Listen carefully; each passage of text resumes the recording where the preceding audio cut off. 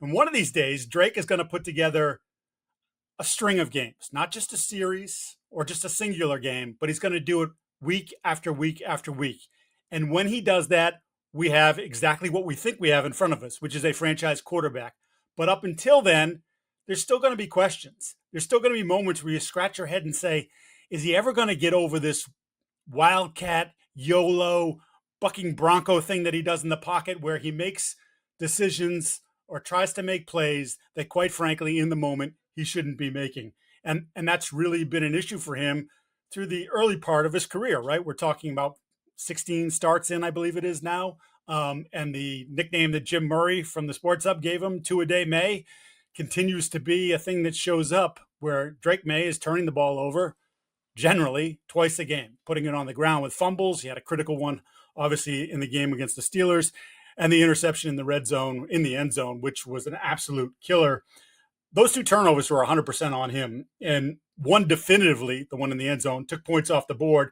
And the second one probably did as well. And Mike Vrabel, who is clearly more of a Bill Belichick approach with his quarterback in that I'm not going to show him a lot of love. I mean, there'll be some, but I'm also going to point out the things that he does wrong, which is not something that they really wanted to do last year in Maye's rookie season. You're seeing that. And Vrabel told WEEI on Monday morning, that interception was all on him. That throw shouldn't have been flat. It should have had some arc to it. It should have been thrown to the back of the end zone. That would have kept Brandon Nichols out of the play completely. Instead, he throws it on the line. Cam Hayward gets his hands on it, and then Nichols picks off the pass. There's also an easy pitch and catch 2 plays prior to that, again, from the 3 or 4 yard line, where he has Austin Hooper in the left flat, and he doesn't throw the ball.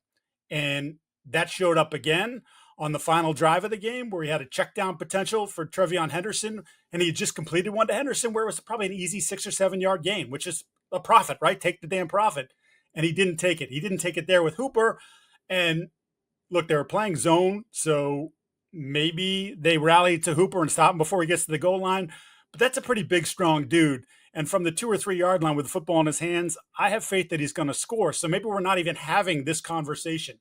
Maybe that's the thing that all of a sudden now the Patriots go into halftime, coming off the touchdown, feeling great. As Maye said, he kind of carried it with him throughout the entirety of halftime. And then they were sluggish to start the third quarter. And you wonder if there was a little bit of a lingering hangover in Drake Maye's head. As for the fumble in Pittsburgh territory, Maye himself called the decision stupid after the game.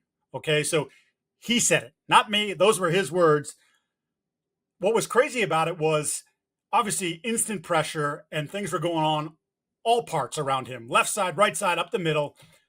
But he protected the football. He pulled it into his body. He had the right sense in that moment to take care of the football.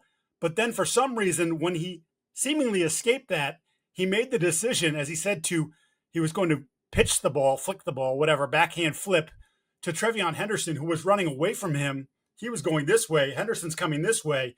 I don't really know how he would get the ball in there. I mentioned this with Andrew Callahan on the pass interference pod that we do after games on Monday night. And I mean, it was just illogical at the time. And instead, he exposes the football.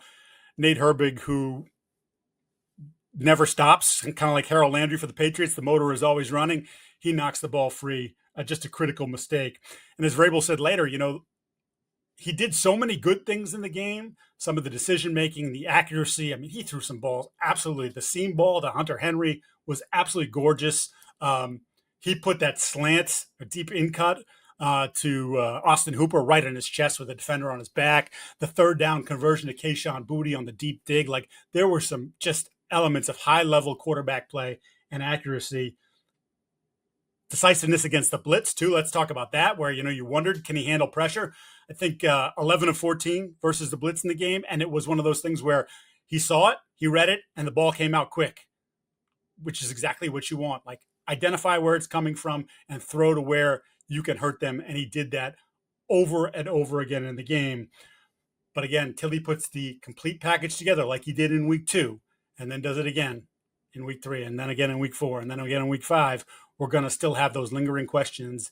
Is when is it going to happen? When is he going to take that second-year leap and become the quarterback that, again, we all think that he has the talent and the mentality for?